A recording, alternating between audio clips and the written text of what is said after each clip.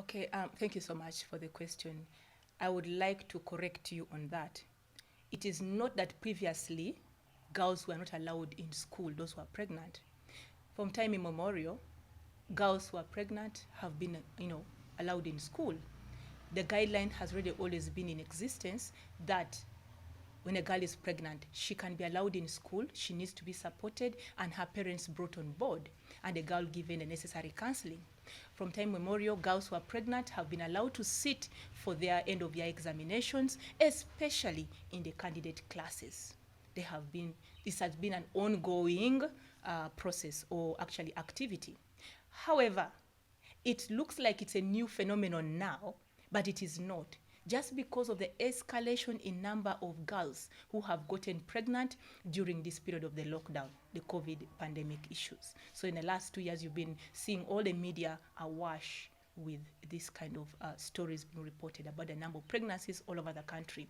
That is why there's this renewed focus and actually advocacy and raising of voices to ensure that we get these girls to continue with their education. For those who had dropped off, to actually be allowed back into school to continue with education. Thank you. Okay, we need to know Yes, it is a very good decision.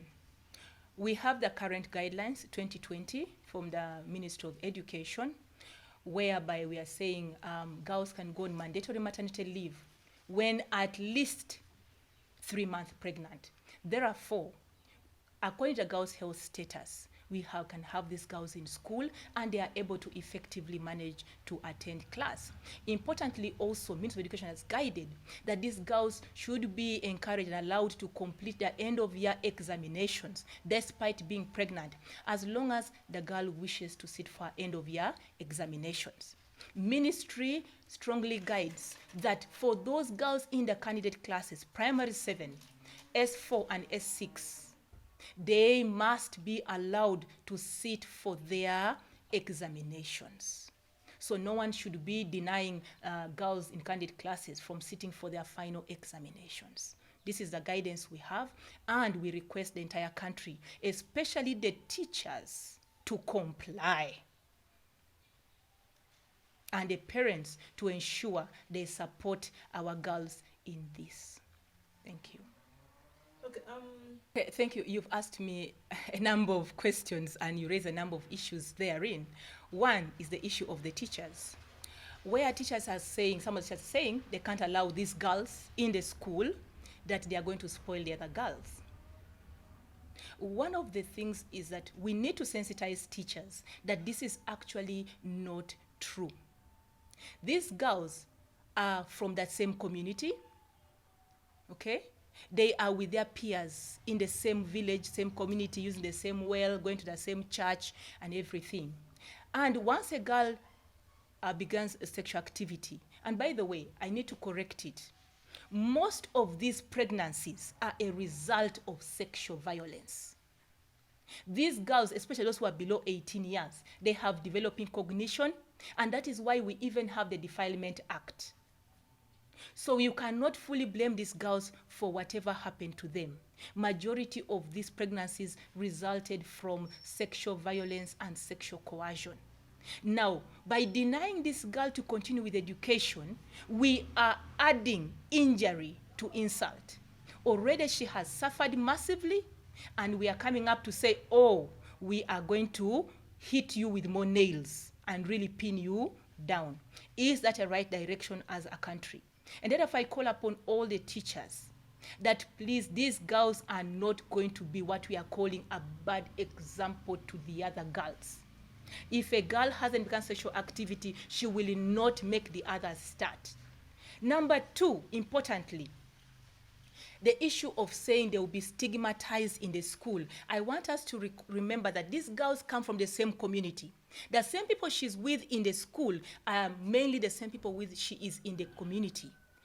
And by the time a girl decides she wants to continue with her education, she has thought through this. Most of the time she has thought through it together with even her parents. But importantly, let us listen to the voice of this girl. She has made up her mind that she wants to go back to school. Actually, she wants to continue with the school. Can we stand up and respect this position and not come and say, oh no, my dear, you're going to be stigmatized, stay away. No, the girl has gotten up to say, irrespective of all the circumstances, I want to continue with my education. And these are the most important voices and decisions we must listen to as a country. And not you, the teacher, to come up and say, no, you will not manage, you will be stigmatized. Not you, the parents, who say, oh, they're going to laugh at you, no, stay at home, hide away. We will destroy her future. Once a girl has made up her mind, she has been counseled enough, she wants to continue, let us respect that decision. It is her right to have an education. Let us respect that. I call upon all the teachers and I call upon all the religious leaders, especially the Anglican Church. Let us unite and not again hit down these girls. She has been hit down by sexual violence and coercion. Now, we need to help her to get up. She is trying to get up. Let's offer her a hand and pull her up so that she can still attain her destiny. Let us not be the church now to crush the girls even further down, that, oh, you sinned, you need to be kept away. No. Let us get up and support these girls and support the parents. Let us see the church rising up to actually speak to the parents. And I repeat, I am requesting honestly the church to rise up, the bishops to rise up. Let us speak one voice and let us help these girls who are trying to get up to actually get up and continue with their education. Thank you. No, you Much. Let me go back to the scenario of work. We have women in the workplace who are pregnant and those who are not pregnant. Do you send those women away who get pregnant from office? That because now they are pregnant, go away, come back when you've given birth. They learn to cope. Not every pregnancy actually will mistreat the girl or the woman, for that matter. Just like adult women are able to stay in offices and work and perform, let us have this confidence that these girls will also manage to do the same. Wherever a school can see that maybe she's struggling, she's not coping, importantly, the school needs to always work hand in hand with the parents to see this. This is not an impossible task. This is something that we are able to do once we commit to doing it. And that is why I said I need the teachers on board. We need the parents on board to know that this is possible. We can do this. We can support our girls in school and keep them in school. We can do it. It's a decision that we have to make. And I'm calling upon all to do this. We are able to support those girls. The girls are able to study. Once cancelled, and that is even why we have the policy, the guideline on the senior teachers, the senior women and the senior men teachers. These are people who have been trained by the Ministry of Education to support girls and boys in school, counseling them, support them on various topics, on sexuality, on menstrual hygiene, on coping with challenging behavior. We have those senior men teachers and senior female teachers. They are available in the schools. Ministry has equipped them with these counseling skills and the ability to engage with the students. And we need to tap into this potential.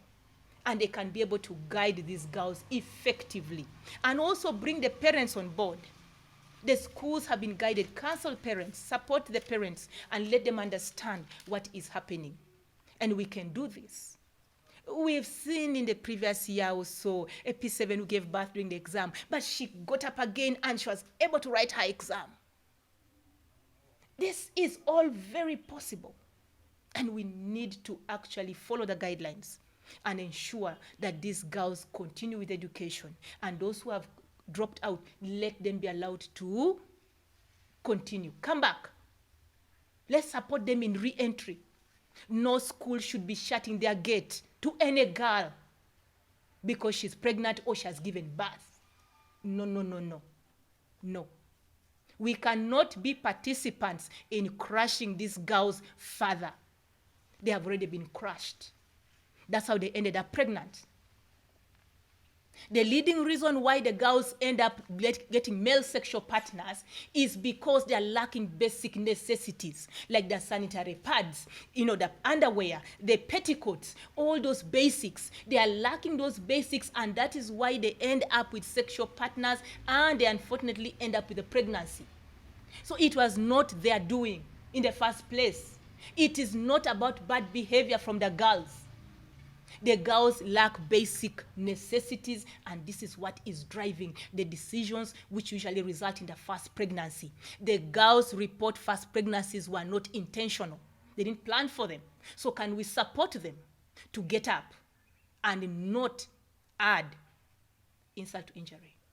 Thank you. The second last question is, you talked about refraining these girls, like not giving them an opportunity, the pregnant girls, to go back to school is violating their rights. What rights? A right to education.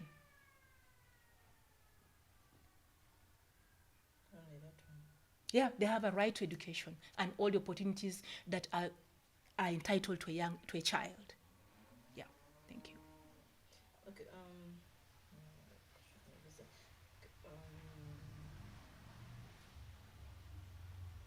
Okay, you talked about just if this protection of these girls in school is left in two guidelines. What is the danger, and what would you propose? Well, we all have to start from somewhere. Originally, we never actually had guidelines written down. It was good guidance, verbal and etc. We've taken steps. We now have our guidelines out. They are actually available, and for all teachers to access, parents, religious leaders, and the Minister of Education and Minister of Health are happy to share so that we can all, be in the know about this. However, with the guideline, a policy is what mandates people to move things. It becomes mandatory, compulsory for them to do it. But I urge all stakeholders that we have these guidelines. Can we implement the guidelines? Can we adhere to these guidelines? Our country is focusing on human capital development. We've had so many girls getting pregnant. If we do not allow them get into school, then how then can we attain our vision 2040? Our focus in our National Development Plan 3 is on human capital development. We need an educated population. 70% of the nation is these adolescents and below. We need to get this done. And we need to get it done yesterday. So there is no way any school should now shut a girl out. Let us not shut these girls out. Let us rehabilitate the girls. Allow them to get on track again. Thank you. Okay. Okay, it goes back to prevent pregnancies in the first place, and that is why the minister given that guidance on how to prevent pregnancies in school. It's about retaining the girls in school. That's number one. Keep them in school. Keep them active. But it takes both the school and the parents. Because the reason why these girls go for sexual partners who give them little money here and there was lack of basic necessities, the sanitary pads, the underwear. Those basics drive them to get this, and then they end up into sexual coercion. So we need parents on board to meet their end of parenting, provide the girls with basic needs, and then ensure that the girls actually go to school. Make sure they have the scholastic materials and ensure they have the school fees necessary. I know we have UPE, which has played a big role in ensuring at least girls can attain to, going to higher classes. But when the parents do not, we don't provide sanitary pads in schools. But when the parents don't provide sanitary pads and those basics, what can the girls do? They end up with these other sexual partners. And you find that majority in our country, it is the men who control the resources in the home. So if the fathers do not come on board to actually acknowledge that their daughters need the menstrual hygiene products and other basics like underwear, then we will not go very far. We need parents to rise up, to do their part. Give these girls those basic requirements. Menstrual hygiene management is a key issue which must be done if a girl can stay in school. Even if you pay her school fees and menstrual hygiene management programs are missing, it becomes very challenging. The girls lose days in school. They even drop out because of that embarrassment. Okay, thank you.